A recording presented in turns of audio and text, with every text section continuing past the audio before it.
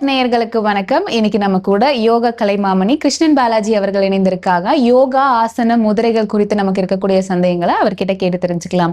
வணக்கம் சார். வணக்கம். எப்படி இருக்கீங்க? நல்லா இருக்கேன், ஃபைன். ஓகே, இன்றைய நிகழ்ச்சியில இந்த உடல் கழிவுகளை வெளியேற்றணும். ஏன்னா தொடர்ந்து டாக்டர் சொல்றது என்ன அப்படின்னா, உங்க வயிற்றுல இருக்கக்கூடிய கழிவுகள் வெளியேறினாலே நோய்கள் இல்லாம வாழலாம் அப்படின்னு சொல்றாங்க.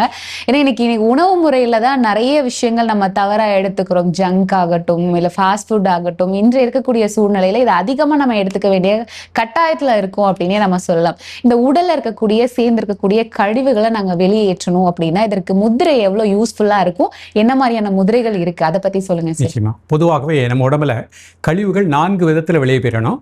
ஒன்று யூரினாக, மோஷனாக, கார்பன் டை ஆக்சைடாக, அது கரெக்டாக வெளியே பெறணும். அதில் ஸ்வெட்டிங்காக, வேர்வையாக. இதில் இந்த ஈஸியாக வெளியே போகக்கூடிய அந்த கழிவுகளை ஈஸி ஆகும் பொழுது அதை தான் டிசீஸ்ன்னு நம்ம சொல்கிறோம். அப்போ நம்ம உடம்புல கழிவுகள் வெளியே போனாலே நம்ம சிறப்பாக வளமாக வாழ முடியும். நீங்கள் சொன்ன மாதிரி இதற்கும் உணவுக்கும் நெருங்கிய தொடர்பு இருக்குது. இப்போ இருக்கக்கூடிய ஃபாஸ்ட் ஃபுட்டு நம்ம எல்லாமே ருசிக்காக சாப்பிட்றோம். அது நம்ம உடம்புல தங்குமா, நம்ம உடலுக்கு நல்லது பண்ணுமா, சிறுகுடல் பெருங்குடலுக்கு அது நல்லதாங்கிறத நம்ம திங்க் பண்ணுறதில்ல. இருந்தாலும் அப்படியே இருந்தால் கூட இந்த கழிவுகள், தேவையற்ற கழிவுகளை வெளியேற்றுவதற்கே முதிரைகளில் அற்புதமான முதிரைகள் இருக்குது. இதுக்கு பேர் சுத்தப்படுத்தும் முதிரை அப்படின்னு பேரே சிறுகுடல் பெருங்குடலில் இருக்கக்கூடிய கழிவுகளை சுத்தப்படுத்தும் முதிரை. இந்த முதிரையை காலையில், மதியம், மாலை சாப்பிடுவதற்கு முன்பாக 2 நிமிடம் பயிற்சி பண்ணாலே போகிறோம். இந்த முதிரை செய்யும்போது நிமிர்ந்து உட்காந்துக்கணும், முதுகலும் நேராக வச்சுக்கணும். இப்போ அந்த முதிரை பார்ப்போம். எல்லா விரலும் சேர்த்து வச்சுருக்கேன். பெருவிரல்னால் இந்த மோதிர விரல் முதல் பகுதியில் ஒரு சின்ன அழுத்தம் கொடுக்குறேன். இந்த பொசிஷனில் கண்ணை மூடிட்டு ஒரு 3 டைம்ஸ் இன்ஹேல் அண்ட் எக்ஸேல். அந்த மூச்சு உள்ளே இழுக்கும்போது வயிறு வெளியே வந்துடணும், மூச்சு வெளியே விடும்போது வயிறு லேசாக உள்ளே போய்க்கிடணும். இப்போ சாதாரண மூச்சில் ரிலாக்ஸாக 2 minutes to 5 minutes இருந்தாலே போகிறோம். இது நம்ம உடம்புல இருக்கக்கூடிய கழிவுகள் அனைத்தையுமே வெளியேற்றிவிடும். இதோடு சேர்ந்து இன்னொரு முதிரை, அபான முதிரைன்னு பார்க்க போகிறோம். நடுவிரல், மோதிர விரல், அதனோட மையத்தில் இந்த பெருவிரல் வச்சுக்கணும். இது அபான முதிரை. இது நம்ம உடம்புல இருக்கக்கூடிய கழிவுகளை, மலக்குடலில் இருக்கக்கூடிய கழிவுகளை ஆட்டோமேட்டிக்காக வெளியேற்றிடும். இந்த முதிரையில் 2 நிமிடம் முதல் 5 நிமிடங்கள். முதல்ல ஒரு 3 times inhale and exhale, then normal breathing. சாதாரண மூச்சில் ரிலாக்ஸாக இருந்த போதும். இந்த 2 முதிரைகளையுமே 3 வேளை பண்ணலாம். பெண்களை பொறுத்த மட்டுக்கும் அந்த மாதவிடாய் காலகட்டத்தில் 4 நாட்கள் முதிரை பண்ண வேண்டாம். 5th டேலேருந்து ப்ராக்டிஸ் பண்ணிக்கலாம். அது மாதிரி பிரெக்னன்ட் லேடிஸாக இருந்தாலும் இந்த முதிரைகள் தக்க ஆசானுடைய நேரடி பார்வையில் பயிற்சி பண்ணிக்கணும். மற்ற பேர் வேறு எந்த சைடு எஃபெக்ட்டும் கிடையாது. இதோடு சேர்த்து நம்ம உடம்புல கழிவுகள் வெளியே போகிறதுக்கு நம்ம எடுக்கக்கூடிய உணவு மிக முக்கியமானது. சாத்விகமான உணவாக எடுத்துக்கிடணும். முடிந்த அளவு அதிக காரம், அதிக உப்பு, அதிக புளிப்பு அவாய்ட் பண்ணிக்கணும். இப்போ ஹோட்டலில் சாப்பிடக்கூடிய பழக்கத்தை மேக்ஸிமம் குறைச்சிடணும். ஆனால் இன்றைய காலத்தில் அது அவாய்ட் பண்ண முடியாத சிச்சுவேஷனில் இருக்கும். இருந்தாலும் தன்னை பாதுகாப்பு கொள்வதற்கு இந்த முதிரை மிக பயனுள்ளதாக அமைகின்றது. இன்னும் குறிப்பாக சொன்னால் மைதாவினால் அந்த உணவுகளை அவாய்ட் பண்ணிடணும். புரோட்டா போன்ற உணவுகள்லாம் ஜீரணம் பண்ணாது, சிறுகுடல் பெருங்குடலை அஃபெக்ட் பண்ணும், கழிவுகள் வெளியே போகாமல் மலை இறுக்கத்தை ஏற்படுத்தும். ஃபஸ்ட்டு கான்ஸ்டிபேஷன் ப்ராப்ளம், அதுக்கப்புறம் பார்த்தீங்கன்னா அது பைல்ஸ் மாதிரி மாறிடும். ஆகையினால முதல்லையே நம்ம இந்த முதிரைகளை பண்ணிட்டோம்னா உடம்புல 4 வித கழிவுகளும் கரெக்டாக வெளியே போயிடும். ஓகே, இப்போ கான்ஸ்டிபேஷனுக்குன்னு தனியாக ஏதாவது முதிரைகள் இருக்கு? அதுக்குன்னு தனி முதிரை இருக்கும். நம்ம பண்ணலே இந்த அபான முதிரை. இது கழிவுகளே வெளியேற்றும். அதே மாதிரி குடல்களில், மலக்குடலில் இருக்கக்கூடிய கழிவுகள் தங்காமல் வெளியேறுவதற்கும் இந்த முதிரை நமக்கு பயனுள்ளதாக அமைகின்றது. ஓகே, ஸோ உணவு முறையில் நீங்கள் சொன்னீங்க என்ன மாதிரியான உணவுகளை நம்ம தவிர்க்கிறது நல்லது, குறிப்பாக மைதா மாதிரியான விஷயங்கள், ஃபாஸ்ட் ஃபுட்லாம் சொன்னீங்க. இந்த கழிவுகளை வெளியேற்றத்துக்கு நம்ம என்ன மாதிரியான பொருட்கள் அதிகமாக எடுத்துக்கும் போது அது நமக்கு உதவியாக இருக்கும்? மஞ்சள், கரிசலாங்கண்ணி கீரை. அது ராமலிங்க அடிகளாரே அந்த காலத்தில் பாடலாம் பாடி வச்சுருக்கிறாங்க. அது அவ்வளவு அற்புத. உடம்பில் இருக்கக்கூடிய ஒரு மனிதனுடைய உடலில் கழிவுகள் எல்லாம் வெளியே போகணும், லிவர் நன்றாக இயங்கணும் அப்படின்னா இது எல்லா இடத்துலையும் கிடைக்கும். இந்த மஞ்சள், கரிசலாங்கண்ணி கீரையை வாரத்தில் 1 நாள் உணவில் நம்ம எடுத்துக்கலாம். கீரை மாதிரி வச்சு சாப்பிட்டுக்கலாம். அது சிறு குழந்தை முதல் பெரியவர்கள் வரைக்கும் குடல் சுத்தம், கழிவுகள் வெளியேற்றுவதற்கு பயனுள்ளதாக அமையும். கொய்யாப்பழம் எல்லா இடத்துலையும் கிடைக்கிறது. அது நிறைய பேருக்கு பார்த்திங்கன்னா ஜீரணமாகலை, வயிறு உபிசமாக இருக்கும்பாங்க. கொய்யாப்பழத்தை சாப்பிட்டுட்டு 2 hours கழித்து இல்லை 2 மணி நேரத்துக்கு முன்பாக ஒரு பழம் சாப்பிட்டுக்கலாம். எல்லா இடத்துலையும் கிடைக்கக்கூடிய பழம் தான். அதேமாதிரி கருவேப்பிலை, அது மோரில் போட்டு கொஞ்ச நேரம் அதை ஒரு 1/2 hour அப்படி வச்சுட்டு அந்த கருவேப்பிலையும் மென்று சாப்பிடணும், நீர் முறையும் குடிச்சிடணும். அது உடம்புல இருக்கக்கூடிய கழிவுகள் வெளியேறிடும். வேப்ப இலை கொழுந்து எல்லா இடத்துலையும் கிடைக்கக்கூடியது. நம்மளை விட ஃபாரினில் அதை இன்றைக்கு சிறப்பாக சாப்பிட்டுட்டு இருக்காங்க. டெய்லி சாப்பிட்டா சூடு, 15 நாட்களுக்கு ஒரு முறை ஒரு 10 வேப்ப இலை கொழுந்து எடுத்து நன்றாக வாஷ் பண்ணிவிட்டு காலையில் பல் விளக்கணுன்னா நன்றாக மென்று சாப்பிட்டு ஒரு டம்ளர் வாட்டர் சாப்பிட்டாங்கன்னா எப்பேற்பட்ட கழிவுகள் இருந்தாலும் வெளியே போயிடும். அதே மாதிரி 15 நாட்களுக்கு ஒரு முறை 8 மிளகு, அந்த மிளகு எடுத்து நுணுக்கி ஒரு அரை டம்ளரில் போட்டு லேசாக சூடு பண்ணி நல்லா ஆறணுன்னு குடிச்சிடணும்.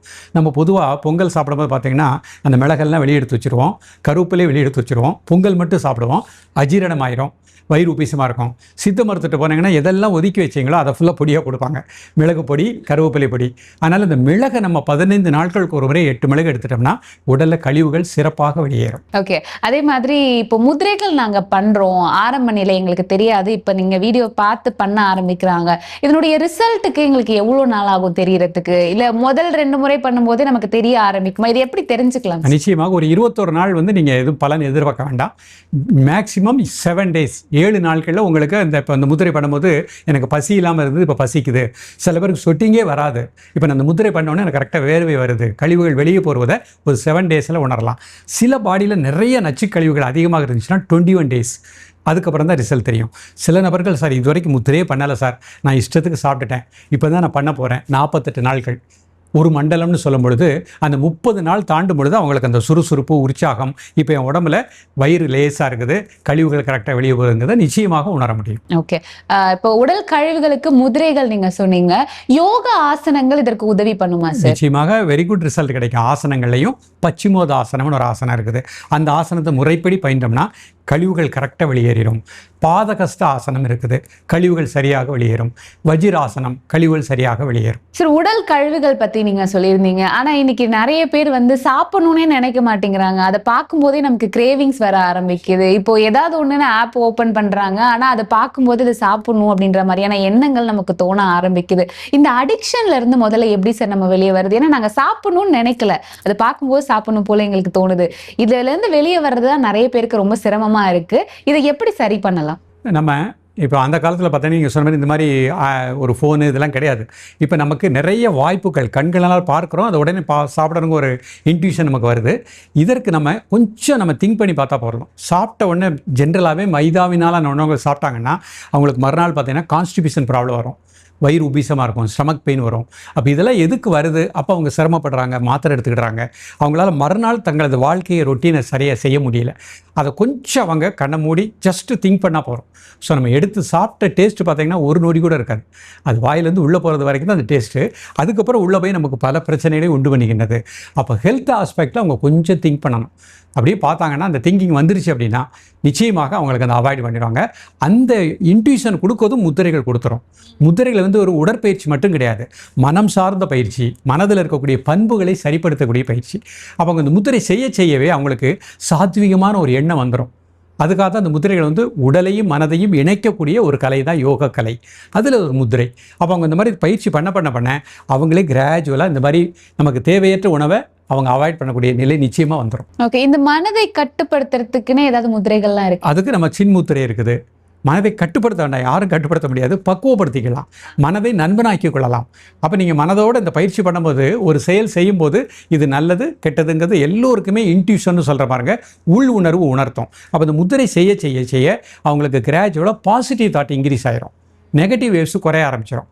அப்போ அவங்க தனக்குள் இருக்கக்கூடிய உள்ளுணர்வை மட்டும்தான் மதிப்பாங்க. அதற்கு இந்த முத்திரை ஒரு பயனுள்ளதாக அமைகின்றது. ஓகே, ஸோ இன்றைய நிகழ்ச்சியில் உடல் கழிவுகளை வெளியேற்றத்துக்கு என்ன மாதிரியான முத்திரைகள் இருக்குது, ஆசனங்கள் இருக்குது, குறிப்பிட்டு உணவு முறைகள் நம்ம எதெல்லாம் தவிர்க்கிறோமோ அந்த உணவுகளை எல்லாம் நம்ம எடுத்துக்கிட்டாலே நமக்கு அஜீரண கோளாறு, வயிறு சுத்தம் ஏற்படும் அப்படின்றத பற்றி தெளிவான விளக்கம் கொடுத்தீங்க. நன்றி. நன்றி.